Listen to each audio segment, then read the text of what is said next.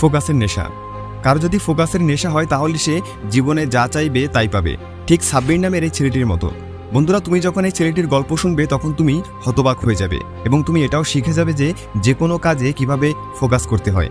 একটি 12 থেকে 13 বছর বয়সের অনাথ ছেলে, সে সাইকেলের মেকানিকের দোকানে কাজ করত। 100-200 টাকা ইনকাম করার জন্য সে দিনরাত সেই সাইকেলের গ্যারেজে কাজ করত। কেউ কখনো কল্পনাও করতে পারেনি কোনোদিন সেই ছেলের জীবনে বড় কোনো পরিবর্তন আসবে।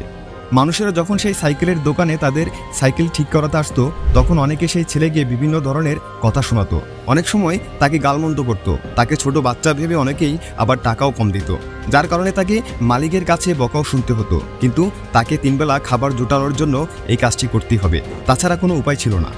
একদিন গ্যারেজে কাজ করার সময় সে দেখে তাদের দোকানের পাশে একজন ব্যক্তি এসেছেন, তাকে ঘিরে অনেক মানুষের ভিড়। ছেলেটি সেই ব্যক্তির সম্পর্কে কোনো ধারণাই ছিল না, সে সবকিছুই দেখছিল এবং ভাবছিল যে কে এই ব্যক্তি, তিনি কেন এখানে এসেছেন।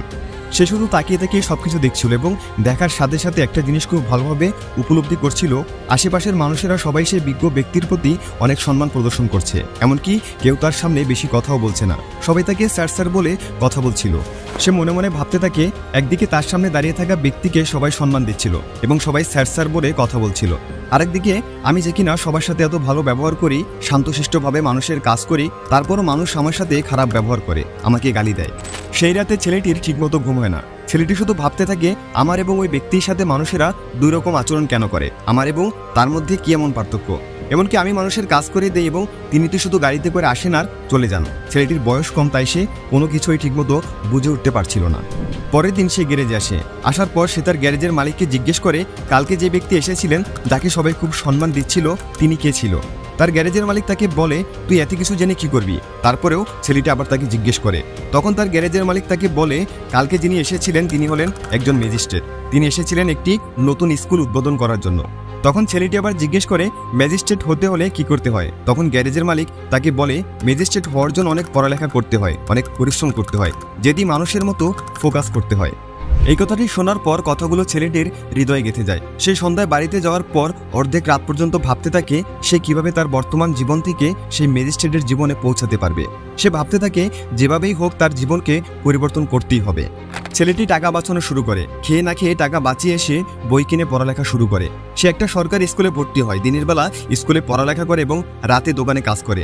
তার জীবনের লক্ষ্য তার মাথায় গেঁথে গিয়েছিল, যেভাবেই হোক তাকে ম্যাজিস্ট্রেট হতেই হবে। এখন তার বয়স 27 বছর হয়ে গেছে। বিগত 14 থেকে 15 বছর তার মাথায় শুধু একটাই ফোকাস ছিল যে তাকে একদিন ম্যাজিস্ট্রেট হতেই হবে।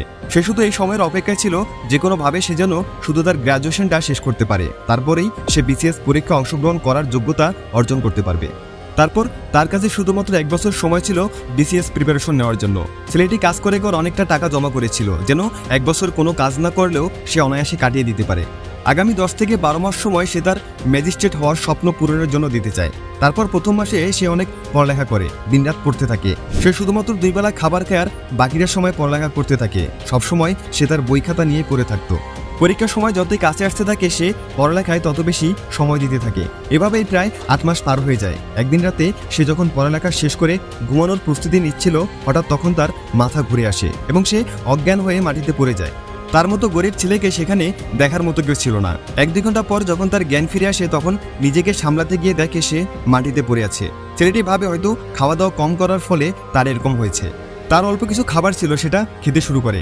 1-2 বার মুখে খাবার দেওয়ার পরে সে বমি করতে শুরু করে। সারা রাত সে বমি করতে থাকে। সেই রাতে কোনো মতে কিছুক্ষণ ঘুমানোর পরে পরের দিন সকালে যখন তার ঘুম ভাঙে তখন তার পেট ব্যথা করতে শুরু করে। কিন্তু সে বিষয়টা এড়িয়ে চলে এবং আবার সে প্রতিদিনের মতো নিজের কাজ আর পড়ালেখায় মনোযোগ দেয়। দিন পেরিয়ে সন্ধ্যা হয়ে গেছে, এখনও তার পেটে ব্যথা আছে। তাই সে বাইরের ওষুধের দোকান থেকে কিছু ওষুধ নিয়ে আসে এবং কিছু খাবার খেয়ে ওষুধগুলো খেয়ে আবার পড়ালেখা শুরু করে। পরের দিন 7 থেকে 8 ঘন্টা পড়ালেখা করার পর সে কিছুটা স্বস্তি পায়। তারপর সে একটু সন্ধ্যায় বাইরে হাঁটতে বের হয়। ধীরে ধীরে এভাবেই সময় পার হচ্ছিল। পরীক্ষার আর মাত্র 1 মাস বাকি।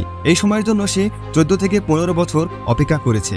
হঠাৎ আবার একদিন তার পেট ব্যথা শুরু হয়। এবার তার পেট এতটাই ব্যথা করতে শুরু করে যা সে সহ্য করতে পারে না। তাই তার মন না চাইলেও ডাক্তারের কাছে যেতে হয়। সে যখন ডাক্তারের কাছে যায়, ডাক্তার তাকে কিছু টেস্ট করতে বলে। সে ওই টেস্ট করার পর এটা জানতে পারে যে তার কিডনিতে পাথর হয়েছে।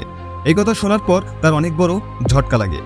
ডাক্তার তাকে বলে তুমি অপারেশন করাতে পারো অথবা আমি কিছু ওষুধ দিচ্ছি এগুলো খেতে পারো। ওষুধ খেয়ে তোমার ভাগ্য যদি ভালো হয় তাহলে তোমার কিডনির পাথর গলে যেতে পারে, কিন্তু যদি অপারেশন না করাও তাহলে তোমার এই ব্যথা সহ্য করতেই থাকতে হবে। সে ভাবতে থাকে আমি অপারেশন করার টাকা কিভাবে জোগাড় করব। আমার কাছে তো অপারেশন করার মতো এত টাকা নেই। যা কিছু টাকা জমিয়েছি তা যদি অপারেশন করার পেছনেও খরচ করি তাও অপারেশন করার জন্য আমার টাকা কম পড়ে যাবে। তাহলে আগামী 1 মাস আমি কি খাবো, পরীক্ষা কিভাবে দিব? এইসব কথা ভেবে সে কিছু ওষুধ নিয়ে বাড়িতে ফিরে আসে। সে সৃষ্টিকর্তার কাছে শুধু এটাই দোয়া করতে থাকে অন্তত আর 1টি মাস তার যেন কোনো সমস্যা না হয়, যেন সে পড়ালেখাটা ঠিকমতো চালিয়ে যেতে পারে। কিন্তু সৃষ্টিকর্তা তার জন্য হয়তো অন্য কিছুই ভেবে রেখেছিল। কয়েকদিন পরপরই তার পেট ব্যথা হয়। বিশেষ করে সে যখন খাওয়া দাওয়া করতো তখন তার পেট বেশি ব্যথা করতো। কিন্তু সে তো খাওয়া দাওয়া ছেড়ে দিতে পারবে না, না খেলে শরীর চলবে কিভাবে? গত কয়েক মাসে সে যথেষ্ট পড়ে নিয়েছে, তাই এখন শুধু তাকে রিভিশন দিতে হবে। সে পড়ালেখা চালিয়ে যেতে থাকে, পড়ালেখার পাশাপাশি সে তার পেট ব্যথাও সহ্য করতে থাকে। পরীক্ষার আর মাত্র 7 দিন বাকি। সে তার যথাসাধ্য পড়ালেখা করেছে। তার জীবনের সবচেয়ে বড় পরীক্ষা দেওয়ার সময় চলে এসেছে। তারপর ছেলেটি কোনোভাবে প্রিলি পরীক্ষা দেয় এবং পরীক্ষাতে ভালো ফলাফল অর্জন করে।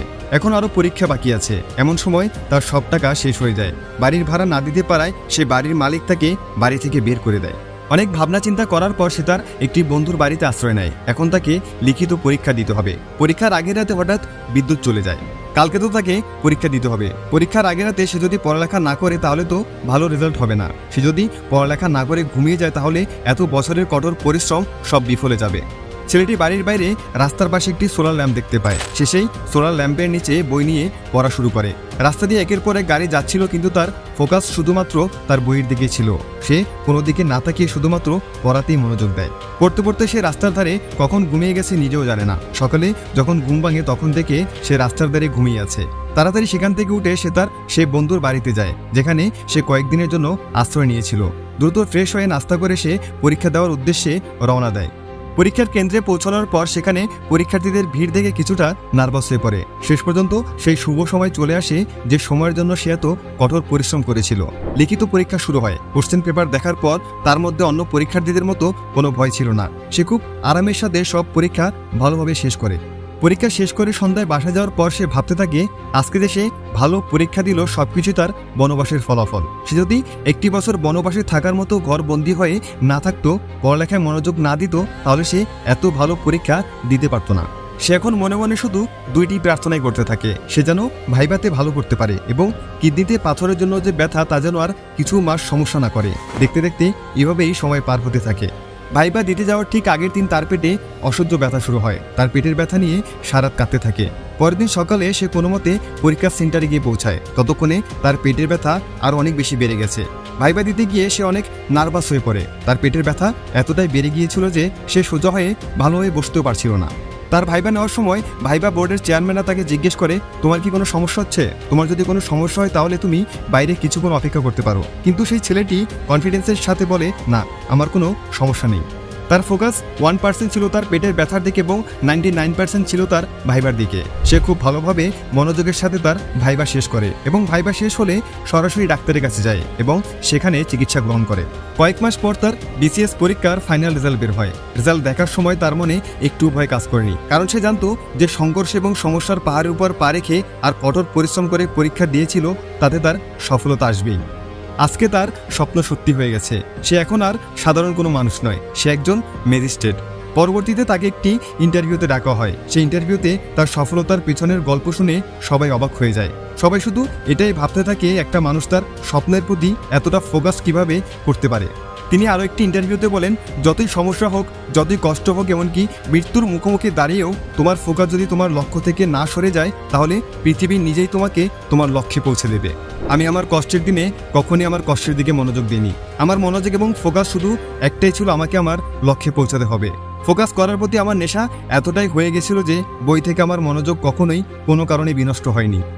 বন্ধুরা, তোমরা যদি পুরো গল্পটি শুনে থাকো তাহলে যে মূল জিনিসটি তোমরা দেখতে পাবে সেটি হলো সেই ছেলেটির ফোকাস, যা এতটা গভীর ছিল যে তার কিডনিতে পাথরের এত কষ্ট, তার দারিদ্রতার এত কষ্ট কোনো কিছুই তার লক্ষ্যে পৌঁছানোতে বাধা দিতে পারেনি।